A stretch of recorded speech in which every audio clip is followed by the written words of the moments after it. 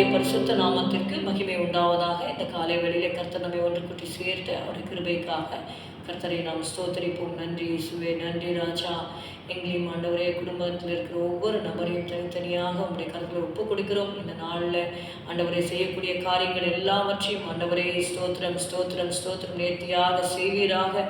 இயேசுவே ஸ்தோத்திரம், துணை நின்று வழி நடத்தும் அப்பா. ஹல்லேலூயா. கிருபை தே தேவ கிருபை தே, கிருபை தே தேவ கிருபை தே, தாங்கி நடத்தியதே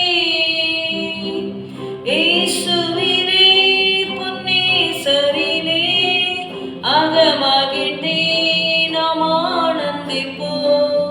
இயேசுவிலே பொன்னேசரிலே அகமகிழ்ந்தே நாம் ஆனந்திப்போம்.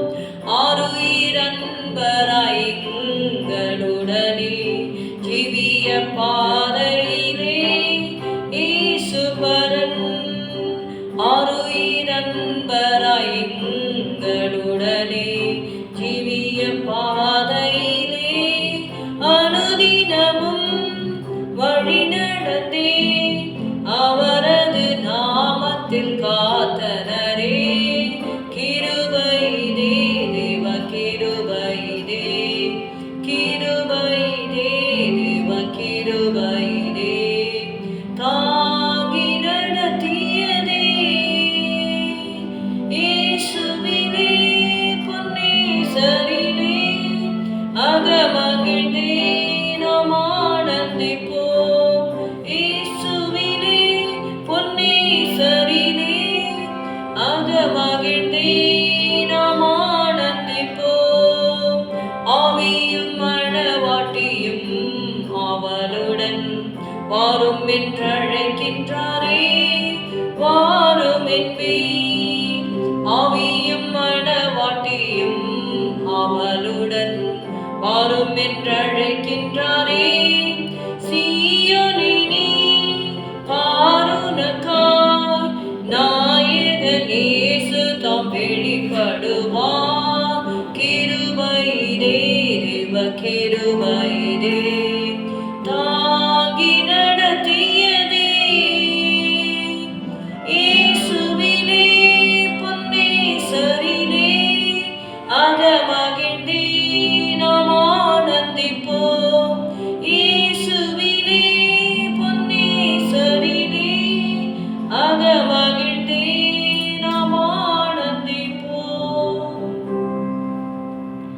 சங்கீதம் 119 32வது வசனம். Psalm 119 and verse 32. நீர் என் இருதயத்தை விசாலமாக்கும் போது நான் உமது கற்பனைகளின் வழியாக ஓடுவேன். I will run the way of thy commandments when thou shalt enlarge my heart.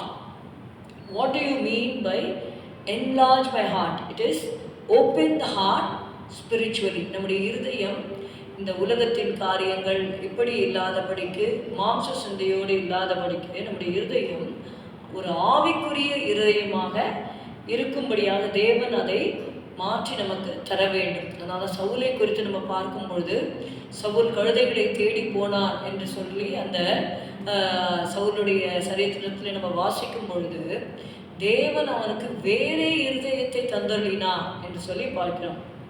I will run the way of thy commandments. What do you mean by run the way of thy commandments? When it is said run, it represents energy and the speed and determination. ஒரு நோக்கத்தோடு நம்ம செயல்படும்படியாக, ஒரு உத்வேகத்தோடு, நல்ல ஒரு புத்துணர்ச்சியோடு ஆண்டவருடைய வழிகளிலே, அதனால உத்தமமான வழியிலே விவேகமாய் நடப்பேன். என் வீட்டிலே எப்பொழுது வருவீர்? உத்தம இருதயத்துடன் நான் நடந்து கொள்வேன் என்று சங்கீதக்காரன் சொல்கிறார். If you turn to Psalm 101, there we see சங்கீதம் 101 1 2 3 நம்ம பார்த்தீங்கன்னா, இரக்கத்தையும் நியாயத்தையும் குறித்து பாடுவேன், கர்த்தாவே உம்மை கீர்த்தனம் பண்ணுவேன், உத்தமமான வழியிலே விவேகமாய் நடப்பேன். எப்பொழுது என்னிடத்தில் வருவீர்? என் வீட்டிலே உத்தம இருதயத்தோடு நடந்து கொள்வேன். தீங்கான காரியத்தை என் கண்முன் வைக்க மாட்டேன். வழி விலகுகிறவர்களின் செய்கையை வெறுக்கிறேன், அது என்னை பற்றாது. மாறுபாடான இருதயம் என்னை விட்டு அகல வேண்டும். இப்போ அந்த இருதயம் எவ்வளவு முக்கியமானதாக இருக்கிறது என்பதை நம்ம பார்க்கிறோம். மாறுபாடான இருதயம் என்னை விட்டு அகல வேண்டும், பொல்லாதவனை அறிய மாட்டேன் என்று சொல்லி அவர் சொல்றார். உத்தமமான வழியில விவேகமாய் நடப்பேன். I will run the way of thy commandments. I will walk with the integrity in my house. So to have increasing thirst for God's word is one of the explanations you can give for I will run. அப்படின்னா நம்ம வசனத்தை எடுத்துக்கொண்டு ஓடுவதல்ல, அந்த வசனத்தின் மூலமாக அந்த வசனத்தின் மேல் நம்முடைய வாஞ்சை பெருகுவதை நம்ம பார்க்கிறோம். நம்முடைய தாகம் கர்த்தருடைய வார்த்தையில் எவ்வளோ தாகமாக இருக்கிறோம். ஆரம்ப ரட்சிக்கப்பட்ட புதுசில் நம்ம பார்த்தோன்னா பைபிள் கைமாவே இருப்போம். ஆனால் நாட்கள் போக போக பிரச்சனைகள் வரும் பொழுது வேதத்திற்கு நம்ம முக்கியத்துவம் கொடுப்பது குறைகிறது. நம்ம ஒரேடியாக வேதத்தை ரிஜெக்ட் பண்ணிட மாட்டோம். பட் ஸ்லோலி என்ன ஆகும்னா டே பை டே அந்த வாசிக்கிறது தியானிக்கிறது குறைவுபடுகிற சூழ்நிலை இருக்கும். அப்போ அந்த நேரத்தில் you have to search your heart and see, am I running the way of his commandments? Do I have increasing thirst for God's word? To give more room for God. அதாவது when thou shalt enlarge my heart ன்னு சொல்லும் பொழுது அந்த இருதயம் விசாலமாக வேண்டும். What do you mean by narrow heart and a broad heart?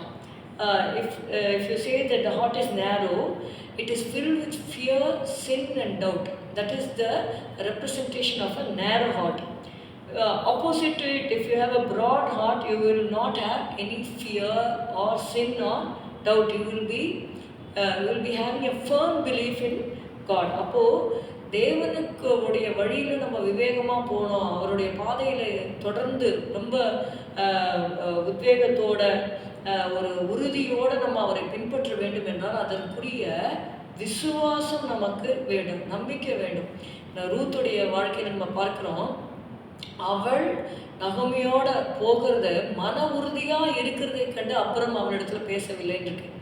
Even though but she believed in the Lord God of Israel. அதனால தான் போவாஸ் சொல்லும்போது சொல்லுவார், இஸ்ரவேல் நீங்கள் நகோமியுடைய ரெஃப்யூஜில் வந்த அதனால் கர்த்தர் உன்னை ஆசீர்வதிப்பார் என்று சொல்லவில்லை. இஸ்ரவேலின் தேவனாகிய கர்த்தருடைய சட்டைகளின் கீழ் அடைக்கலமாய் வந்த உனக்கு அவராலே நிறைவான பலன் கிடைப்பதாக என்று சொல்லி அவளை வாழ்த்துகிறதை நம்ம பார்க்கிறோம். அப்போ you should know that you are coming under the wings of the Lord God of Israel, and surely he is going to take care of him. So that will take the fear and the sin and whatever it is that is hindering from following the Lord, it will be taken away. So obedience is a delight when you have a broad heart. நம்ம ஆண்டவர் நம்ம இருதயத்தை ஆண்டவர் விசாலமாக்கி கொடுக்கும்பொழுது கீழ்ப்படுகிறது நமக்கு ரொம்ப சந்தோஷமாக இருக்கும். அதுவே நம்முடைய இருதயம் ரொம்ப குறுகினதாக இருக்கும் பொழுது பார்த்திங்கன்னா இந்த காரியத்தை நான் செய்யணுமா? இப்போ ஆண்டவர் மேலே உண்மையான அன்பு இருக்கிறவங்க பார்த்திங்கன்னா ஞானசானம் எடுக்கணும் உடனே எடுத்துருவாங்க.